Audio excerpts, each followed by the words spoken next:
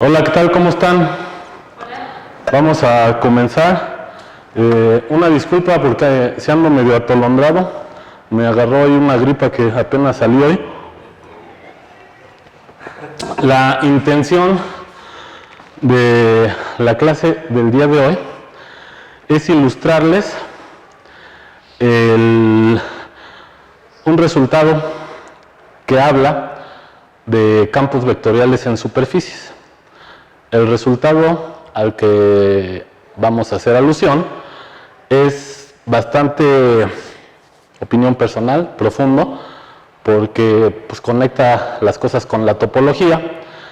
Y lo que dice este resultado es que si tienes un campo vectorial en una superficie, como la esfera, vamos a trabajar para la esfera, o sea, la prueba no la voy a hacer en general, sino voy a hablar de las ideas en general, pero lo voy a hacer con un par de ejemplos en la esfera. Entonces, tienes un campo vectorial en una superficie como la esfera, es decir, una superficie que no tenga borde y que sea cerrada, como la esfera, el toro, el doble toro, etc. Entonces, lo que va a suceder es que si das un campo y alguien llega y da otro campo en la esfera, lo que va a suceder es que milagrosamente ambos campos van a tener una coincidencia ahí en los puntos en donde se hace cero el campo. Esos puntos se llaman puntos singulares del campo a veces, y entonces eso es lo que va a ser el vínculo con la topología. Acuérdense que la vez pasada les dije que si alguien les garantiza que dados dos campos sucede algo con sus puntos donde se anula, y donde ese algo que sucede es que, ya lo dijimos, lo volvemos a decir, la suma de los índices coincide, ¿sale? Entonces, eso es muy fuerte porque entonces luego puede venir alguien y hacerte un campo especial que esté vinculado con la manera de triangular a la superficie. Y vimos que cuando triangulabas una superficie, puede ser con triángulos o con polígonos, se vale igual. Vimos que había una suma que era vértices menos aristas más caras, y esto era la característica de Euler de la superficie. Bueno, entonces, esas dos afirmaciones complementarias desembocan en un problema que dicen algunos, probaron entre Poincaré y Hopf, que dice que la suma de los índices de los puntos singulares, así lo ponen, en una superficie es igual a la característica de Euler de la superficie. ¿Sale? Este resultado es ya bastante profundo y tiene muchas aplicaciones y puede tener interpretaciones geométricas. Nada más para este resultado, a ver, antes de empezar a ver esto, nada más dejen decir que este resultado tiene un resultado como hermano, y ese resultado hermano te dice que si tienes un mapeo de una superficie en una superficie, ¿vale? Y bueno, aquí volteas a ver este resultado, te dice de la característica de Euler de la superficie. Entonces, un resultado que es hermano de este te dice que si tienes una característica de Euler de una superficie distinta de cero, como la esfera, entonces te dice que cuando tomas un mapeo de la esfera en la esfera, debe de tener puntos fijos. Entonces, un resultado que es como el hermano de este es este.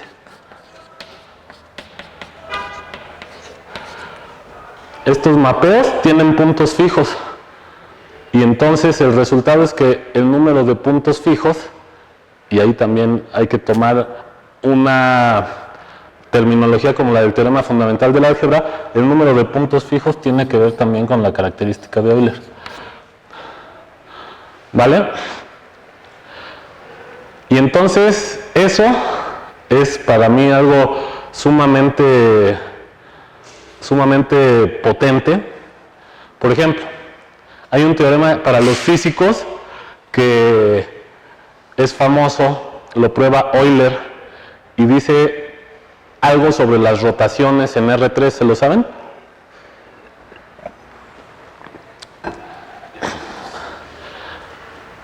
Euler dice que si tienes una rotación en R3,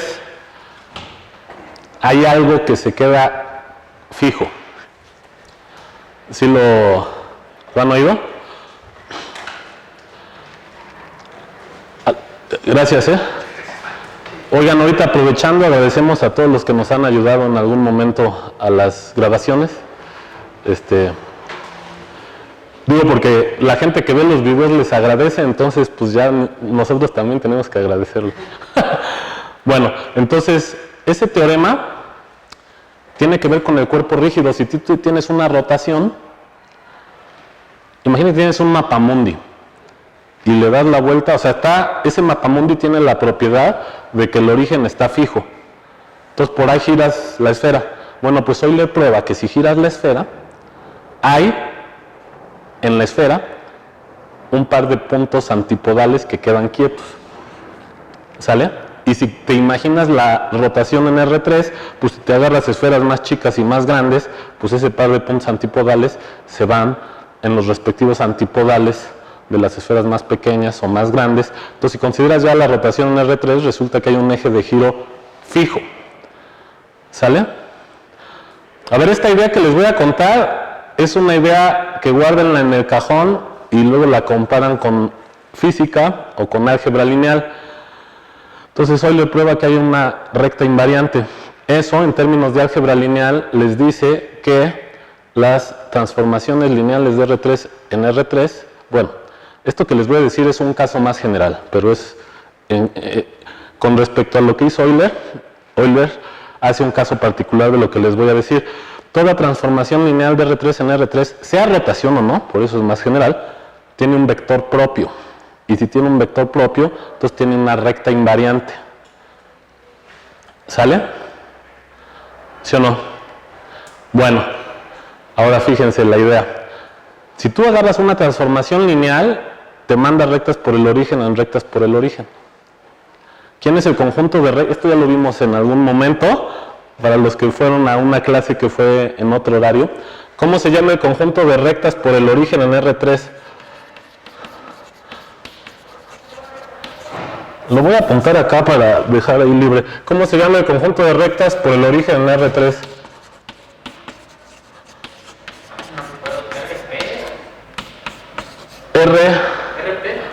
RP2 es el plano proyectivo. ¿Y el plano proyectivo qué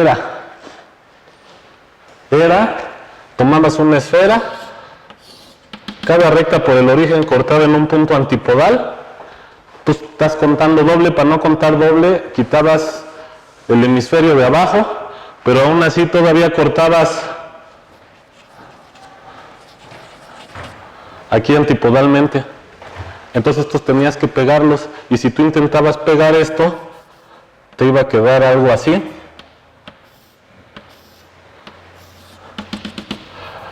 Cuando pegas uno de ellos y luego tienes que ir pegando otros antipodales, ¿sale? Y lo que quedaba era una superficie. Esto es una superficie. Ahora, algo tiene que ver con la esfera, como que se va a parecer a la esfera porque lo obtienes de la esfera identificando puntos antípodas. Bueno,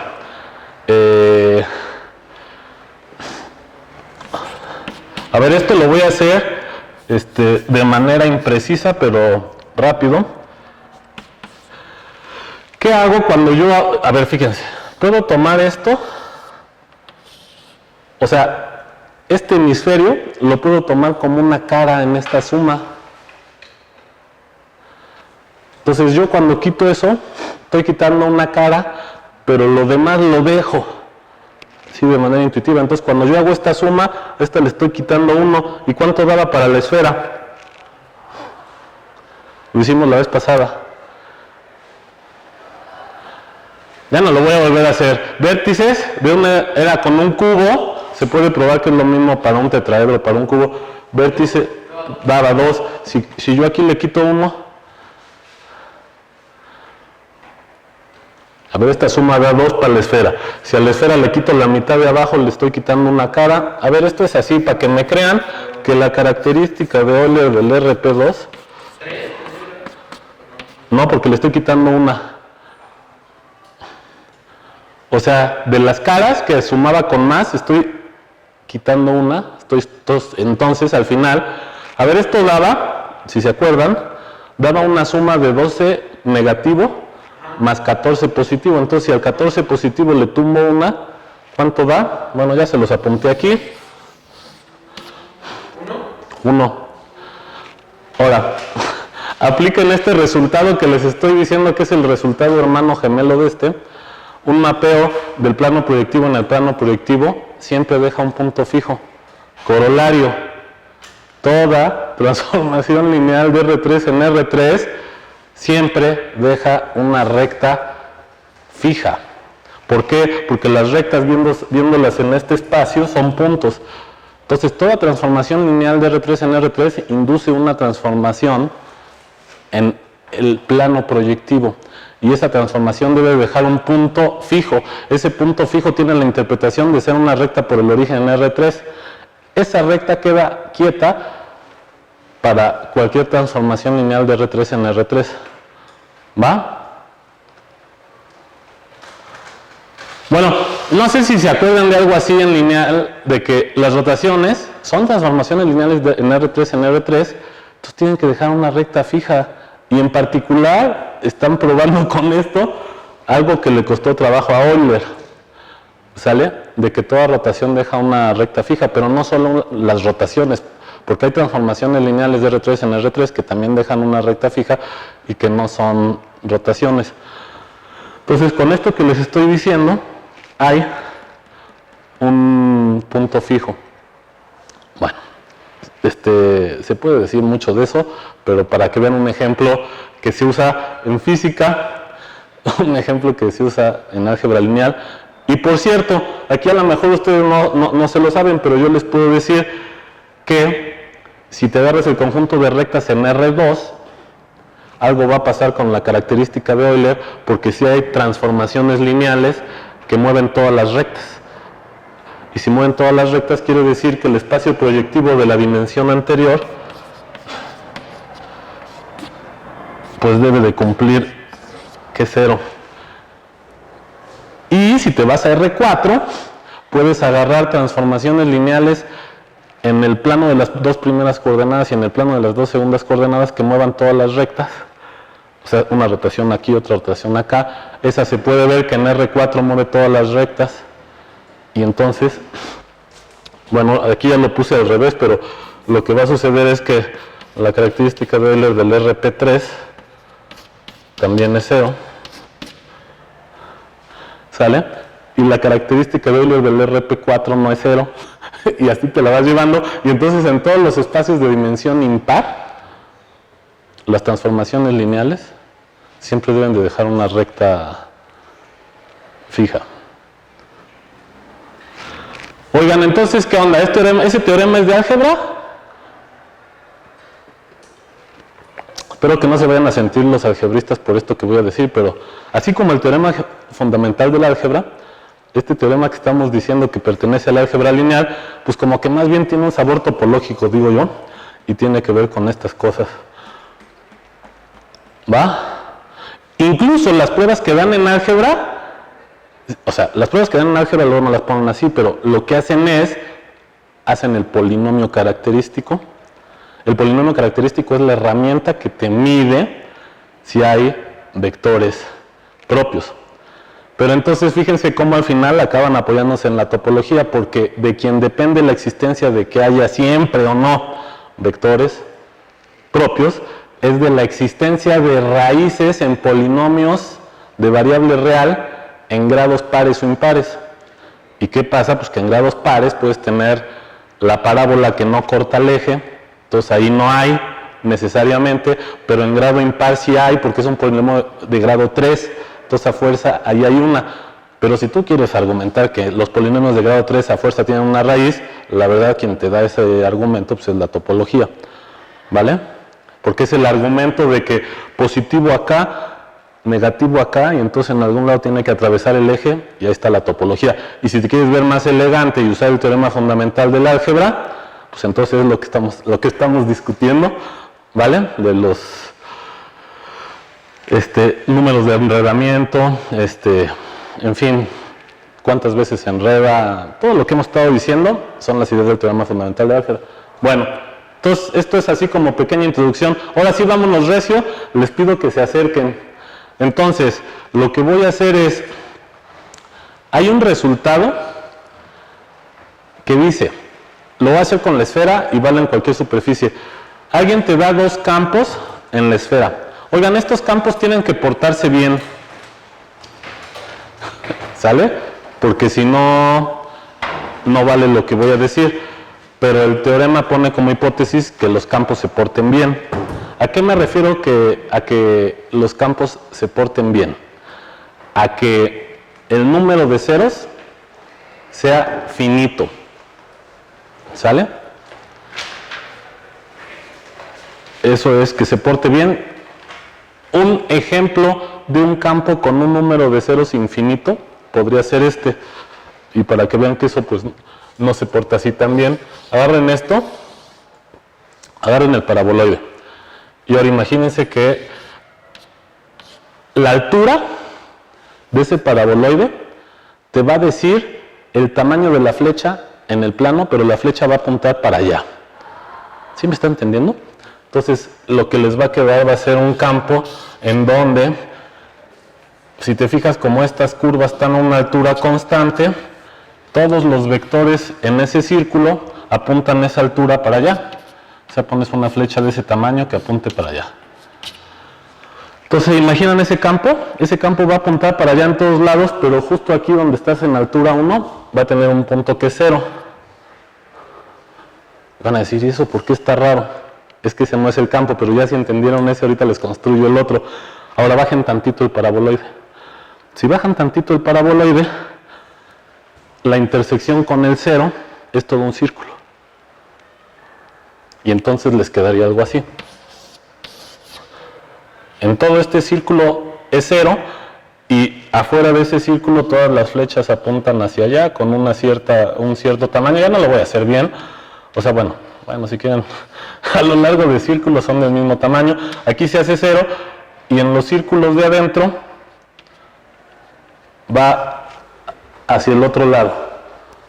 ¿Por qué? Porque si esto lo muevo para abajo, entonces queda un pedacito de la pinche gráfica, de la caparazón ese abajo, entonces eso es negativo. Entonces aquí, adentro de estos son puros ceros, y adentro los círculos van así. ¿Sí me están entendiendo? Bueno, ese tipo de campos no los queremos. Ese tipo de campos son raros, pero no me voy a meter ahí a discutir por qué. Si quieren doy la idea. En el fondo un campo de R2 en R2, un campo en R2 es como una función de R2 en R2. Y las funciones que son habituales o comunes en R2 son aquellas funciones como los polinomios de variable compleja, tales que si yo me tomo un punto aquí, un C, y esta se llama F, resulta que F a la menos 1 de C va a ser un conjunto finito de puntos. Justo es el espíritu del teorema fundamental del álgebra. Ahora, hay algunas funciones que van de R2 en R2 que no hacen eso. Cuidado. ¿Como cuál? Esta que les estoy diciendo la pueden ver como un campo y la segunda componente la hacen 0. O sea, la componente del campo que va para allá. Pero en el fondo entonces tienes como una función de R2 en R. Y entonces pues no es como las funciones genéricas ahí de R2 en R2. Bueno, salvo esa... O sea, es que luego no sé si ustedes se preguntan por las hipótesis de los teoremas. Bueno, aquí hay un campo que puede tener una infinidad de ceros, ¿no? Entonces esos campos no. ¿Va? Entonces, lo que sí se va a valer, ¿sí? Y puede ser parte de la prueba, en algunos lados la pueden dar así, del teorema del índice de Poincaré-Hopf, es, tienes una superficie como la esfera, digo como la esfera para que tengan un ejemplo, con un número finito de puntos singulares, perdón, tienes una superficie como la esfera y en ella tienes un campo con un número finito de puntos singulares, o sea, de ceros. Alguien te da otro campo, tienes otro campo con un número finito de ceros. Lo que va a suceder es que la suma de los índices de los dos campos es la misma cosa. Ahí les va la idea. Entonces, a ver, la idea de la prueba es con un par de campos en la esfera. ¿Qué par de campos? Miren, el par de campos que voy a agarrar es, a ver, los campos los voy a dar en la esfera. Aquí está uno de ellos. Agarran la esfera y la hacen girar así. Imagínense que tiene este eje de giro y la hacen girar así. Entonces todos los puntos están girando. Es como si fueran los paralelos pero volteados. Está la Tierra con las coordenadas como la conocen, la voltean y ahora, como si este es el polo sur del norte y ahora gira así. Ahora los paralelos quedarían aquí y entonces sería este. Ahora, ¿por qué busqué esta imagen? Porque todos los cálculos que voy a hacer ahorita para la idea, los voy a hacer en el plano. Y entonces lo que tienen que hacer es llevarse el campo vectorial de la esfera al plano. Y fíjense, aquí está, esta imagen la busqué para que me entiendan lo siguiente. Cada vector en la esfera va a ir a parar a un vector en el plano. ¿Cómo? Pues resulta que los vectores en los planos tangentes te los llevas a vectores en el plano. ¿Cómo? Pues te agarras la proyección estereográfica y un punto en la esfera va a dar a un punto en el plano y un vector tangente en ese punto a la esfera va a dar a un vector tangente en ese punto en el plano. ¿Va? Bueno, dicho eso, a ver, esto si lo hacemos así despacito, pues sería un curso de geometría diferencial o de topología diferencial, pero no hace falta, está intuitivo. ¿Sí me ven? ¿Sí me creen? O sea, un vector de estos va a ir a parar en un vector de estos. De hecho, aquí si le meten ahí zoom a sus ojos o a la cámara, aquí estaba el piso del salón y aquí tienen unas flechas que no se ven porque las pusieron exactamente del tamaño de los azulejos, pero esas flechas cuando las subes con la proyección estereográfica se van en este campo. Bueno, al revés también, estos vectores entonces se van en el campo de acá. Bueno, dicho sea eso, les presento los dos campos que ya habíamos estado usando y que ahorita voy a usar. Esos dos campos son este campo azul, pero en esta figura hay dos campos, o sea, como que, o sea, es que como está la cuadrícula aquí, pintan un campo azul, pero se llevan las líneas de la otra cuadrícula, entonces puede confundir. O sea, aquí en tenue hay unas líneas grises que a lo mejor ni ven, si no las ven no hay bronca. Si las ven, a esas no les hagan caso, nada más a las azules. Bueno, estas azules aquí con otro color son estas verdes. Bueno, esos campos ya los habíamos visto. Este campo, ven, cerca del origen, es como el campo de z cuadrada. ¿Vale? Bueno, ahora, el otro campo, si yo lo proyecto estereográficamente, me da y este campo está pendiente en lo que quedó pendiente la vez pasada, tiene que ver con física, y de un lado salen y del otro lado entran, nada más que si ahorita lo hago no voy a acabar esto, entonces a ver si al final me da tiempo y lo hago. ¿Sale? Bueno. Estos son los dos campos, ¿va? Que voy a analizar. ¿Hasta aquí tienen dudas? ¿Cuáles dos campos en el plano? Este y este. ¿Va? Ahora fíjense. ¿Están convencidos de que este campo en la esfera, aquí ya no tienen las flechas, pero imagínense que están pintadas, lo proyecto estereográficamente y me da este? Y el campo que hace girar la esfera con estos dos ejes de puntos de giro, ahí atraviesa el eje, se van en estos dos puntos y entonces me da este campo. Hasta ahí vamos. ¿Alguna duda? Bueno, ahora lo que voy a hacer, la vez pasada contamos la característica de Euler imaginando un cubo. Ese cubo lo puedes imaginar en la esfera, nomás que ya no la puse, aquí está. Nada más que ahora, me tengo que se me quedaron los imanes. Es que la pongo porque si vale la pena, una imagen dice más que 1000 palabras. O sea, es que para que me entiendan de dónde sale esto, aquí se ve, ¿sí le entienden? O sea, es un cubo en la esfera y está proyectado estereográficamente. ¿Sí o no? Ahora, ese cubo lo voy a usar. Y lo que voy a hacer es, a ver, les voy contando la idea en lo que saco esto. Lo que voy a hacer es ver el comportamiento de los campos en los lados de este cubo.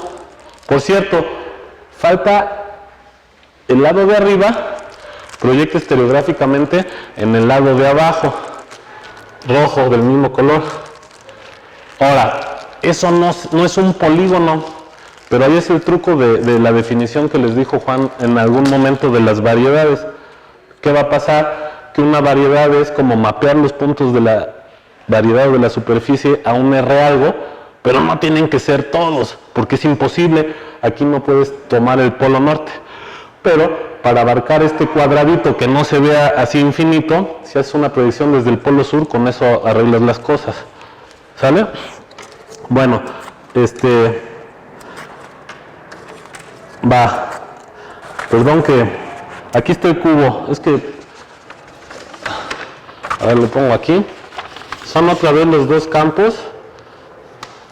Y aquí está el cubo en la esfera. Nada más para que vean. O sea, si ustedes calculan la característica de Euler con ese cubo, pues es lo mismo que lo que hicimos la vez pasada, ¿no?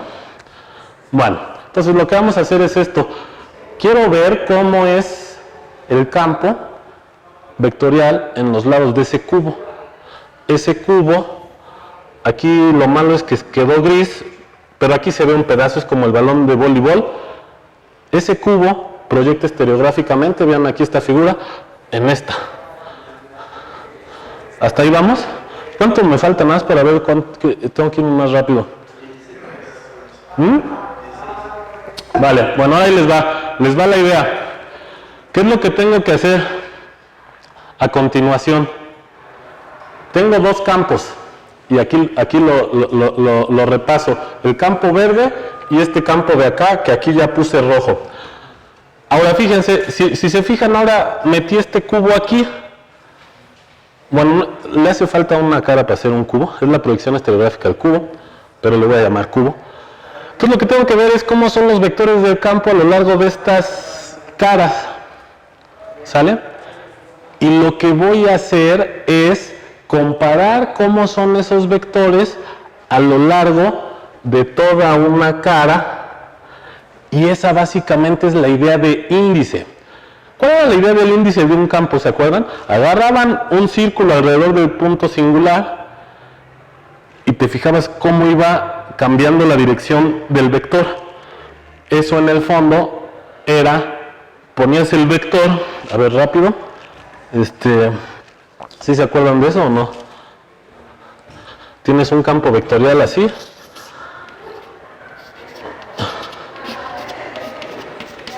Entonces la idea era, bueno, aquí imagínense que va saliendo. La idea es que haces un mapeo de este círculo y estos vectores los acomodas en el origen, en el plano, los consideras unitarios, entonces te barren un círculo. Entonces aquí tienes un mapeo, ¿verdad, Sebas?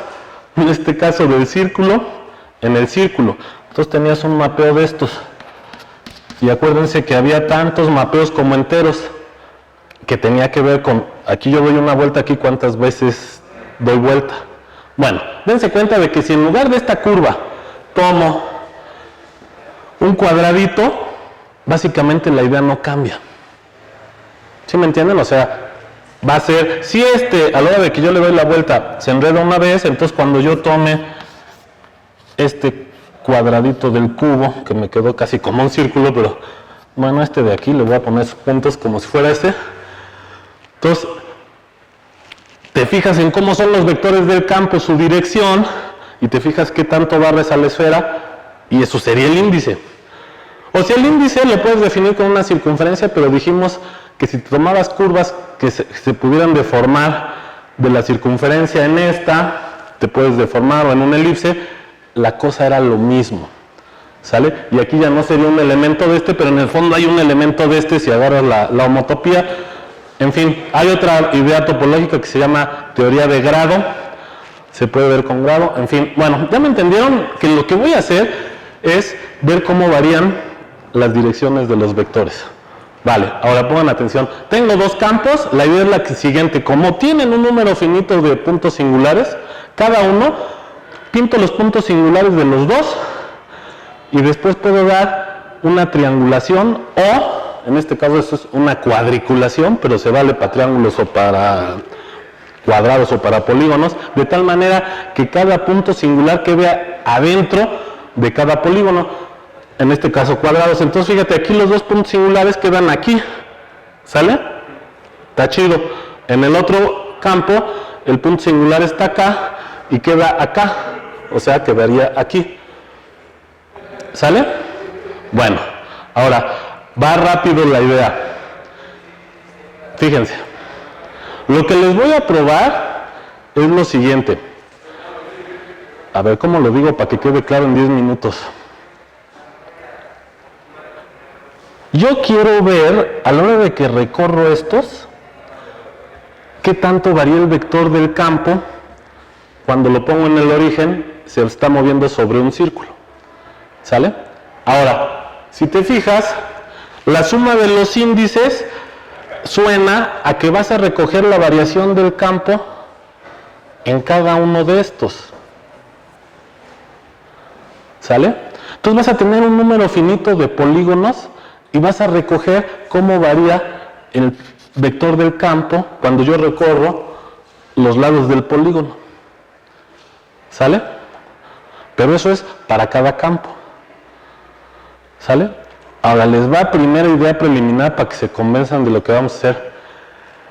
Una manera de compararlos es ver cómo varía en un polígono para un campo y luego ver cómo varía para el otro y compararlos. Una manera de compararlos podría ser, a ver cuántas veces tapó la esfera de acá, tantas. A ver cuántas veces tapó el otro, tantas. Y comparar. Y al final vas comparando en todos los polígonos y si al final el número de veces que tapó un campo es fulano y el número de veces que tapa el otro campo es mengano y mengano es igual a fulano, pues ya la armaste. Idea preliminar. Entonces tienes que ir viendo cómo varía a lo largo de cada uno de estos, ¿sale? Ahora, para probarles eso, lo que vamos a hacer es convencerlos de que cuando yo viajo, a ver, pongan atención en esta idea, la voy a pintar aquí, supónganse que tienen el de en medio o el de abajo. Cuando yo viajo en el de abajo o en el del medio, ya es que necesito dos adyacentes, supónganse que este es el de en medio. O sea, este es este y este es el de abajo. Bueno, entonces fíjate, yo viajo en este de aquí a acá y luego voy a viajar en el de abajo así, cuando yo recorra este así y luego cuando yo recorra este así. Entonces ahí les va la idea. La idea intuitiva es que cuando yo vaya de aquí a acá, lo que aportas va a tener que ver con lo que vaya al revés. ¿Sale? Y entonces lo que va a haber es ahí una cancelación. ¿Sale? Y ahora ahí les va la idea ya. ¿Cuánto queda? 9. Ahí les va la idea. Ahora sí, me voy para acá. A ver, si quieren aquí, si se puede un zoom. Miren, aquí no hay vectores del campo, ¿eh? Ni aquí. Aquí sí, negros, pero aquí no. Entonces lo que hice aquí, voy a agarrar este lado. Ahora lo ven aquí y hay un chorro de círculos. ¿Por qué puse esos círculos? Porque esos círculos representan esta esfera. Entonces estoy agarrando vectores unitarios. Es como si fuera la fibra del haz tangente unitario.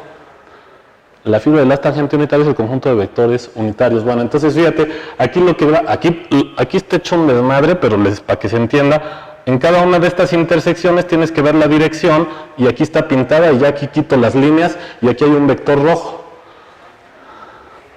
¿Sí? Y hay un vector verde que corresponde a lo mismo del campo verde. ¿sale? Y hay un vector misterioso azul, y ahí viene el truco.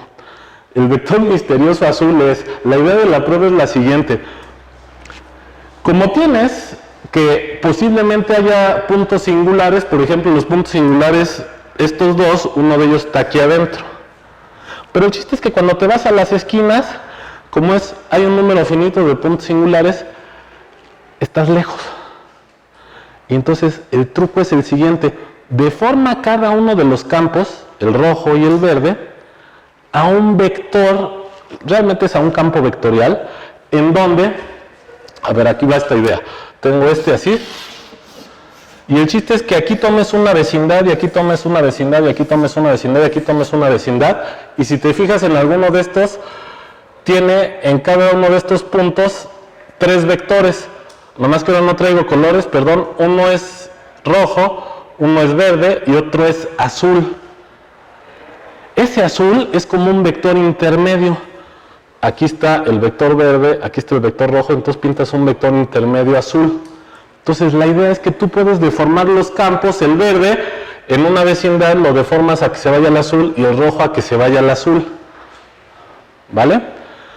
Bueno, ¿y eso para qué? Pues porque va a resultar que cuando deformas esos campos no van a cambiar los índices respecto de los dos primeros y va a ser más fácil de hacer la comparación con ellos.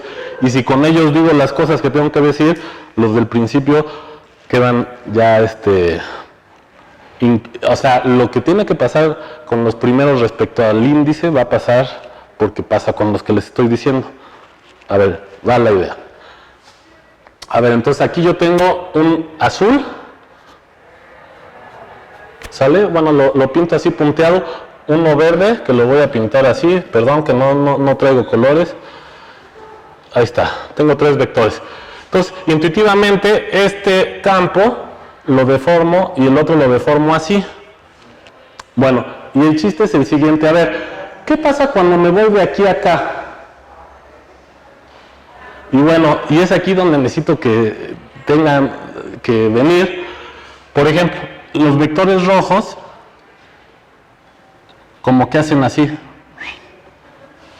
De varían a y los vectores verdes se van a quedar constantes, porque aquí se veía que si tú agarrabas una recta, sobre la recta había la misma dirección. Bueno, entonces por eso son constantes. ¿Sale? Bueno, entonces, en estos circulitos de aquí, a ver, pongan atención, está pintada la flecha punteada y está pintada la otra, y la variación del vector rojo camina esto, la variación del vector verde camina esto, cuando voy así. Ahora ahí viene la clave. Cuando voy al revés, se invierten las flechas. ¿Sale? Entonces, fíjate, lo que hay que ver es qué tanto tapas de cada campo. Pero si te tomas, por ejemplo, la diferencia, o sea, ¿qué es eso de la diferencia? A ver, una manera de interpretarlo es, imagínate que tú vas montado en el campo rojo y quieres ir viendo cómo se mueve el otro vector del campo. Ahora, la clave es que vas a salir del vector azul porque deformaste tantito y llegas a otro vector azul. Entonces, la idea es, sales de un vector y llegas a otro vector. Y en medio, los vectores como que empiezan a moverse, pero la idea es que como parten de un vector y llega al mismo vector, vas a tener una curva, a ver, pongan atención a esta idea, por ejemplo, la roja o la verde, pero parten y llegan al mismo vector. ¿Sale? Entonces, si tú vas en uno de los vectores y vas viendo qué tanto se mueve el otro respecto de ti, si parte de un vector y llega al mismo, pues al final no recorriste nada, en algunos casos. En otros casos, como en fíjense que cuando te vas, a ver, déjenme ver en cuál, si este lado representa cuando voy de aquí a acá, el vector rojo, fíjense, si voy en este lado, el vector rojo hace esto, ya lo ven luego con cuidado, y el verde hace esto. Pero entonces cuando yo voy de aquí a acá, la diferencia, si yo voy montado en uno de los vectores, veo que el otro gira toda una vuelta. Pero cuando lo hago al revés, gira una vuelta, pero al revés. Bueno, entonces ahí les va. Si agarras los índices de uno de los campos, le voy a llamar IN1 menos el IN2. Lo que va a suceder es que cuando yo recorro uno de los campos, voy a tener un 0 o un cierto número de vueltas cuando recorro así el lado de uno de estos, y cuando me fijo en el otro polígono y recorro al revés, se va a cancelar. A ver, esa es la idea. ¿Sale? Y ni siquiera necesitas hacerlo en todos. Esa es la idea. O sea, la idea es como irte montado en una de las pinches manecillas y tú ves viendo el otro qué tanto recorre, pero como partes de un vector y llegas al mismo, hay unos donde no te vas a enredar, esos ni cuentan. Y hay otros donde sí te enredas un número entero de vueltas además. Pero si tú viajas en un sentido y luego al revés, se cancela. Y entonces al final, la diferencia del número de vueltas a lo largo de todos los polígonos se tiene que hacer 0. Eso implica que los campos deformados, sus índices son iguales, pero el índice de los campos deformados y el índice de los campos iniciales son iguales porque los deformé lejos del 0 y no lejos de los puntos singulares. Bueno, hice lo posible por decirles esta idea, se me acabó la clase, pero esta idea combinada con esta otra, y se las vuelvo a poner, ya no me da tiempo de ponerlo en los imanes, pero esa idea combinada con esta otra, aquí hay un campo vectorial que tiene exactamente un 0 por cada vértice, exactamente un 0 por cada arista y exactamente un 0 por cada cara. Ahora, en las aristas, unas flechas van hacia el punto y otras salen, o sea, ahí van a ser como hipérbolas, ya habíamos dicho que ese índice era -1, y acá, y los de adentro van a ser 1. Entonces, en este campo, si le cuentas la suma de los índices, coincide con esto. Y por lo que les intento motivar, es el hecho de que si te dan dos campos distintos, la suma de sus índices es una constante. Eso combinado con este campo especial que les acabo de enseñar, implica este teorema. ¿Sale? Y bueno, quisimos... ¿Cuánto falta? Quisimos, ya acabo, quisimos ver este problema. Piensen cuál es la característica de Euler, del toro, del doble toro, y lo vemos la próxima. Y ya vamos. Vámonos.